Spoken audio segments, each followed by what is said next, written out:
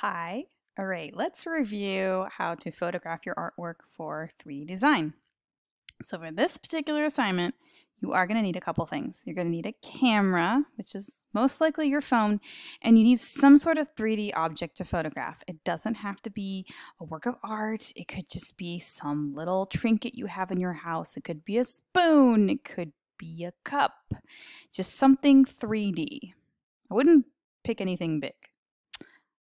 Okay, so I know you're kind of used to taking photographs of work for 3D design anyways. You did that in 3D 1, but because we're in remote learning, distance learning, there's a couple things you want to be aware of. Before you submit your photographs, you definitely want to check them. You want to make sure that the quality is good. You want to make sure that what we can see, it's crisp, it's not blurry. I had students last semester in the spring turn in photographs of their work and it was kind of blurry or things were tilted for some bizarre reason. Please don't do that. You want to make sure that the image is well lit. It's not too dark, too bright. We don't want any shadows, and the photo must be straight, not crooked. And you'll be turning in progress photos and final photos of your artwork. So you'll be turning in photos as you're working on your project and when it's completed. And the photos are part of this assignment. So sometimes the photos of your work might be a drawing, sometimes it will be a sculpture. And because you're going to be making plans for projects, but the thing is, if I don't understand what I'm looking at, your grade is going to be affected. So we have an example here on the screen. What's wrong with this particular image of this artwork? I'm looking at it. Well, the lighting is kind of spotty, right? There's this weird lighting effect going on here. It's a poor camera angle because why is this, like, why is there so much empty space up here? Is that on fire? Maybe. And the background is way too busy. I mean, it just has the back, it like doesn't make sense. And we have another problem here. Where's the artwork? Right? There's all this empty space right here. And this is someone's arm, this is someone's head, and it's kind of blurry. Like you cannot see what we're looking at here. If you're going to take a picture, shoot straight on. You might have to get closer to it. So why is this not correct? Well, it's too far away, and I can see the artwork's on the tablecloth, but not necessary. Okay. And we have another problem here. What's wrong with this setup? We can tell they're in the bathroom. There's part of the toilet down there, and there's the reflection of the lights, and the student's holding it in the mirror, but you can't see the artwork. I can't see it. I mean, he's holding it, but how am I supposed to grade that? Right? What's wrong with this photo? Well, it's cut off. Right? It's cropped, but we need to see the whole thing. We need to see the whole artwork. And we have another example. The angle of this photo is really awkward, and I really don't understand what I'm supposed to be looking at.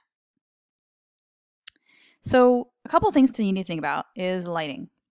So for sculptures and even drawings, natural lighting is best. You can take photos in your bedroom, but it might be kind of dark. Natural lighting is best on a cloud or overcast day. We don't want any glares or shadows. You shouldn't be using the flash on your phone. It's just going to be way too bright. So that means if you're finishing your artwork at 12 midnight, just take a photo in the morning. Don't take a photo at night because then you're going to have really bad lighting, and I'm going to point it out and probably ask you to re-photograph your work. Don't photograph your work at night or in a dark room, like I just mentioned. Take multiple pictures. There's nothing wrong with taking multiple pictures. I mean, I do it all the time with my phone. Take multiple pictures so you have some choices.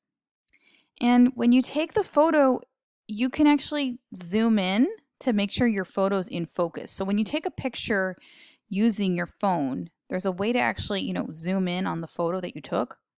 Check and see. So these are examples of poor lighting. This particular one here, the lighting is too bright on the left, which makes it too dark. So there's too much of a contrast. This particular photo here, it was taken in a darkened room or perhaps a room with a purple light bulb, but everything has a purple hue. And then the angle is also just really poor. This particular picture here, yes, someone is holding the picture, they're holding the artwork, but it's way too bright in the background. And so the artwork appears dark and it's very hard to understand what we're looking at. The problem with this picture here is there's shadows. You can see a shadow in taking the picture. These are some good examples of lighting. The lighting here is much more diffused. There's a really nice plain background too, so it makes it really easy to see the sculpture. This is much easier to see too. I mean, it's a little tilted in the frame, but oh my gosh, the lighting, so much easier to look at. And then here we have very good even lighting as well. So, just think about the lighting when you take the pictures of your work. Notice how it changes, right? This is, not very strong lighting. This is full on, and this is obviously lit. Looks like it's lit from behind, possibly. So for 3D artwork, the background matters. For a drawing, you can just crop it. But for 3D artwork, you got to think about the background. So you ideally want to use a plain background. And there's a really easy way to make your own background to take photographs of 3D artwork. And these are all examples here that have a very plain background. I mean, this has red, right? They obviously used red paper in the background. So one way is to actually make your own light box, and you use cardboard. So this slideshow, which you do have access to, does have information here on how to create your own light box.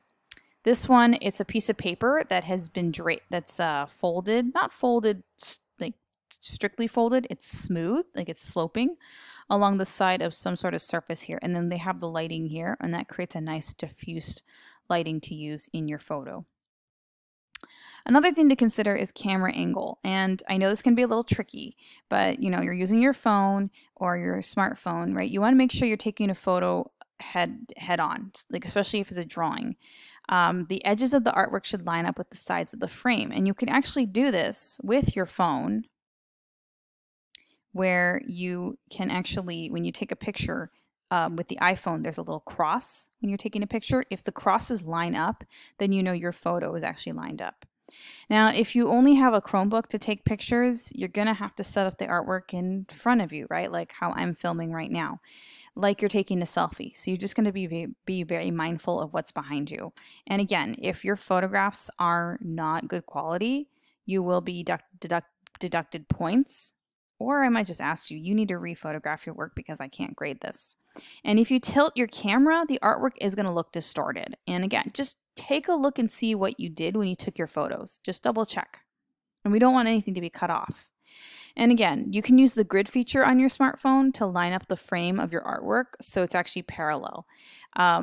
I will be showing you in live classroom how to actually turn on the grid feature on your smartphone.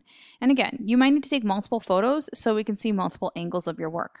Because 3D artwork, it's 3D, right? We should be able to see all around it. So these are poor examples of camera angles. In these three, they're the same artwork, but they're photographed 3 times. Because of the angle of the camera, parts of the work appear cut off. For C, right in here, you can tell they took a picture more from the top than the bottom because the bottom's actually a little smaller. That's a problem. We saw this photo before, but the lighting is spotty and the photo is not cropped. And they could crop it, but still it looks like it's missing something. And then this is just a bad angle. Part of the artwork has been cropped and everything's tilted, right? I mean, this is the floor, right? We don't live in houses where the floor is like literally tilted that way, right? So these are some great examples of camera angles. This photo was taken straight on. It's cropped, so we can actually focus on the artwork. This is a sculpture that was made, and then what I liked was they actually included up-close pictures, but they did include the entire photo, the entire artwork as well. So if you're going to do up-close photos, great, but take a picture of the entire project. And what's nice is here the photo was cropped. Really nice background, right? Really plain, really easy to see. And the photo was taken straight on. So I really understand what I'm looking at. And then you do want to edit your photo. You have the smartphone. You are able to edit your photos. You don't have to do anything fancy in a Photoshop setting. Crop the picture so it's the only thing we see, right? Really easy. If you adjust the lighting, review your photo. I would only adjust the brightness and contrast. I wouldn't put a fancy filter on it. I wouldn't try to change the color. Again, these are really nice pictures. I can easily see what's in the sculpture. As I'm saying, consider the background. Now, you may not have access to a black background. You could use fabric. You can also use just white paper. I've done that myself. I use a large piece of white poster board, place it against the corner of the floor and the wall, and then I have a nice background to use. So again, you want to have a proper arrangement. It just makes it so much easier. As I said, you can take white paper or cloth and you tape it to the wall or a chair. If you're going to use cloth, make sure it doesn't have any wrinkles. You'll need to iron those out because the wrinkles will really stand out. As we saw before, you can drape something against a side window, or you can make a light box. And we have another example here, right? Just very easy arrangement. They took a piece of paper, they have it against the wall and the table, and there you go. Yes, we can see these sides, but you know what? It makes it so much easier for me to actually look at the artwork. These examples use cloth, and you can kind of see some wrinkles, but they're not distracting. So your slideshow is going to have this video that's offered. It's photographing your 3D artwork with an iPhone, though it could work with, I'm assuming this could apply with other types of smartphones as well. You are welcome to watch that. And because you're most likely using a Chromebook and you have Google Drive, I highly suggest saving your photos to Google Drive so you can access them later. Yes, you'll be uploading and submitting images of your work when you're done, when you're turning in your assignments, but I highly suggest backing them up on Google Drive. Google Drive is a cloud-based service, so it's not taking up any space because Google Drive is being provided by the school for you, and you're a student, so you have a lot of room. I actually store a lot of my stuff actually in Google Drive, which just makes it so much easier, and then I don't have to worry about saving things on my phone. You can also use the Google Drive app, which just makes it so much easier. The other option is if you want to save the photo to your computer or a Chromebook, you can email the photo to your school Gmail. And if you have trouble doing that, I can show you how to do that. And a few last things. If you need help taking pictures, check in with a friend, or even check in with me. Just say, hey, I'm having a hard time taking these pictures. I'm having trouble making a setup. Please reach out to me, because if you don't, I'm not going to know what's going on. And so it's very important that you are able to take good pictures of your work. Not just so I am able to grade it, but that you are practicing something that working artists do. They have to document their work, right? Whether they're going to put their photos of their work on Instagram or for a professional website.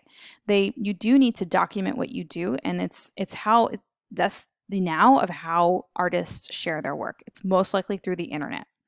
Plus, you have to submit photos of your work because it's the only way I can see what you've done and actually give you feedback as you progress. Now, you do have a very easy assignment to complete for this. You're going to find a 3D artwork or an object to photograph. As I said, you'll need that. You do need to include your name card. And the name card was that little piece of paper that was a separate assignment. It has your name and class period. Set up some sort of lighting situation, or if it just happens to be good lighting in your room, or it's outside or in a garage, you can work with that. You're going to take your photos and you're going to submit your best one to me on Canvas. You are welcome to crop your picture. Just remember the lighting, the angle, and the editing. Please reach out to me if you have any questions.